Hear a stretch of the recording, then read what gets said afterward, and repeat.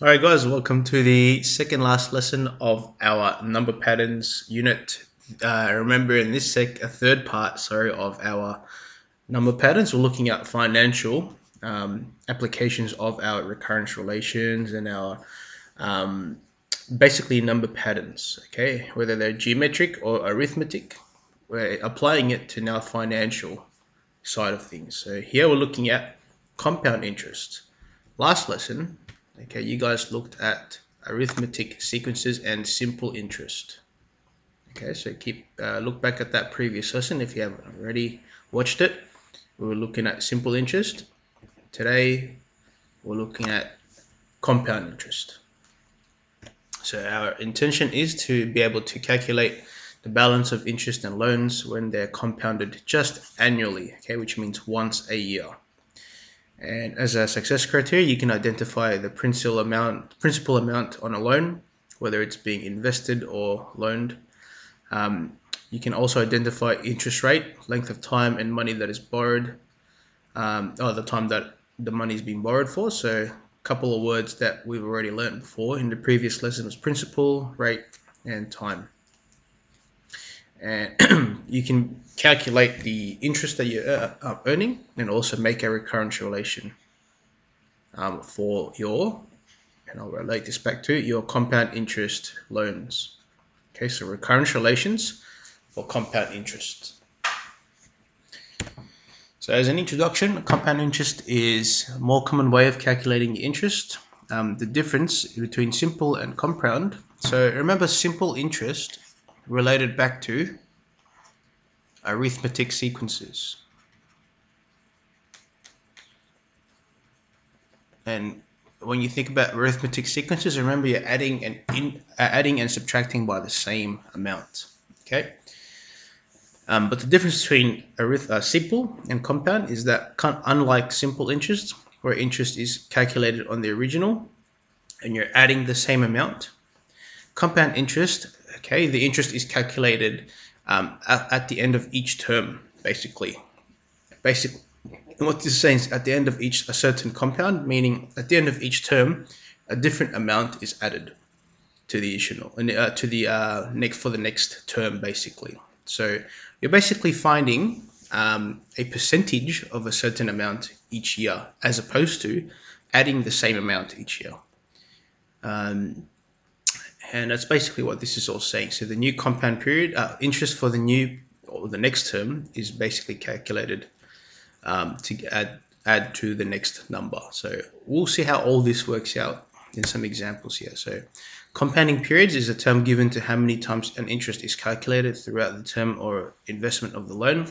Normally, compounding periods refers to just once a year for now. Okay, so when you see the word annually, it just means once a year.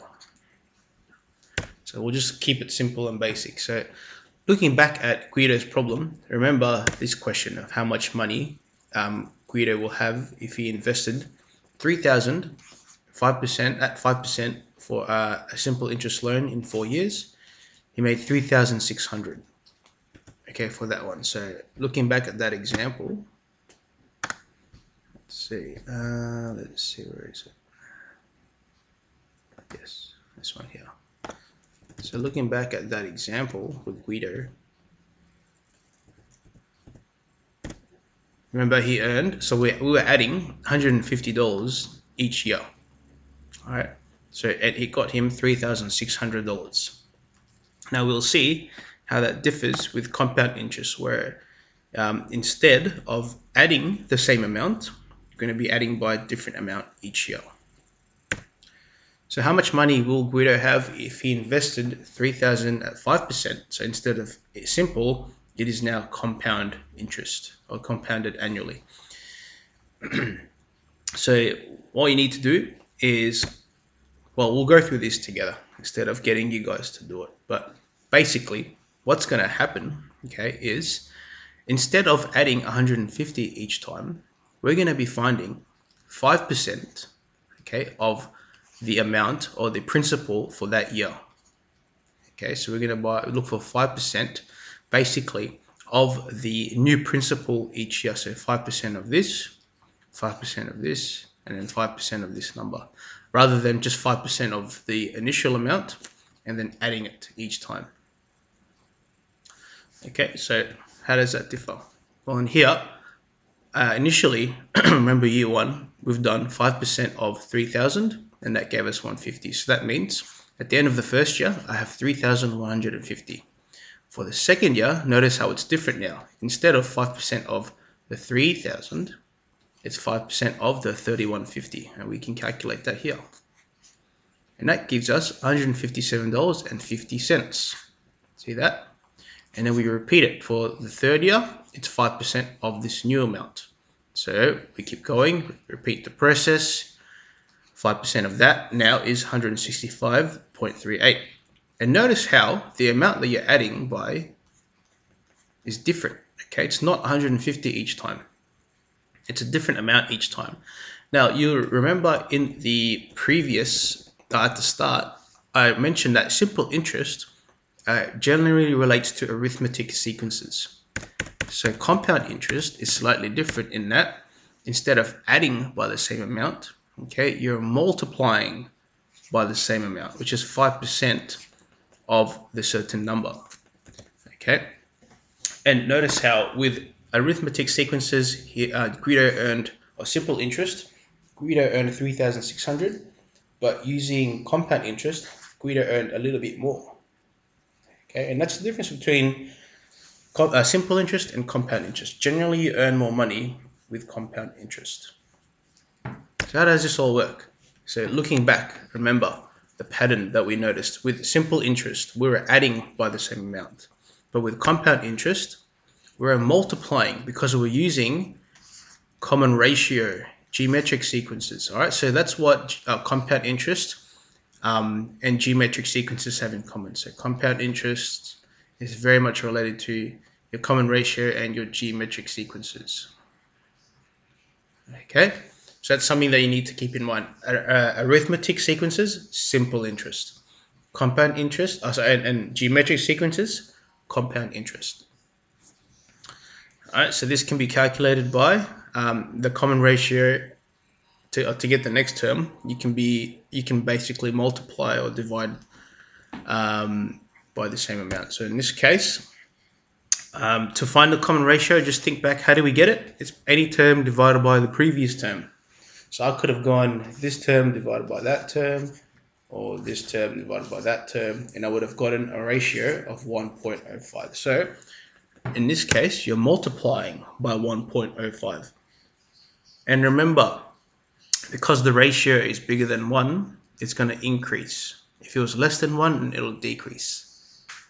All right, so to calculate the common ratio, it's any term divided by the previous term.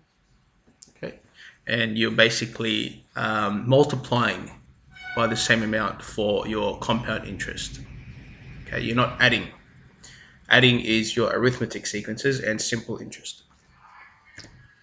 So let's write a recurrence relation for this investment. So remember a recurrence relation, what is it? It tells us how to get the next term.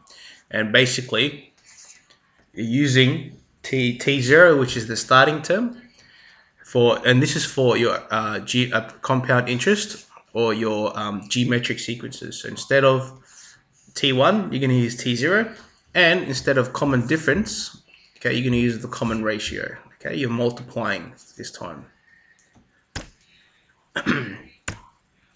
And also that common ratio, just think back to how we calculate it. Okay, it is any term divided by the previous term, but if it's a percentage change, okay, you're going to use this formula of 1 plus percentage over 100. Okay, that's if it's increasing. So just read the question if it's increasing or decreasing. Generally, most of the questions we'll do is going to be increasing. So we're going to use this formula for the most part to find that common ratio. And like I said, investment always involves percentage increase. So that's why we'll just use that formula. Okay. All right, so Guido invests 10 grand at 7.5% compounded annually for 3 years. Write a recurrence relation for this investment. So remember, think back, recurrence relation should look like this. Okay, so that's what it should look like. So let's first start by stating the principal amount, which is A, and then the percentage change R. Okay, so A is the starting amount, T0, 10,000.